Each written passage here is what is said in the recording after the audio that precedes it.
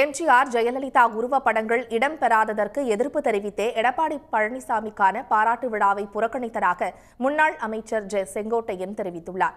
பாராட்டு விழா கட்சி கூட்டம் சார்ந்தது இல்லை என்பதால் முன்னாள் முதலமைச்சர்களின் புகைப்படங்கள் இடம்பெறவில்லை என்று ஜெயக்குமார் மழுப்பலாக பதிலளித்துள்ளார். அத்திக்கடவு அவனாசி திட்டத்தில் ஏற்பாடு செய்திருக்கிற குழுவை சார்ந்தவர்கள் 3 நாட்களுக்கு முன்னாலே என்னை சந்தித்தார்கள். சந்திக்கிற போது அவரிடத்திலே நான் வைத்த வேண்டுகோள் என்ன என்று சொன்னால், எங்களை உருவாக்கிய புரட்சித் தலைவி அம்மாவுடைய திருவுருவப் படங்கள் இல்லை. எங்களிடத்திலே கலந்திருந்தால் நான் அதை உங்கள் கவனத்திற்கு கொண்டு வந்திருப்பேன். நான் பல்வேறு இடங்களிலே இந்த தட்டிகள் வைக்கின்ற போது தான், டிஜிட்டல் போர்டு வைக்கின்ற போது தான் எனக்கு கவனத்திற்கு வந்தது. ஆகவே என்னை வளர்த்து ஆளாக்கிய தலைவருடைய திருவுருவ படங்கள் இல்லை. இந்த துவங்குவதற்கு அவர்கள் அடித்தளமாக இருந்திருக்கிறார்கள். ஆகவே அவருடைய படங்களாம் இல்லை என்று நான் அவரிடத்திலே கவனத்திற்கு எடுத்து சென்றேன்.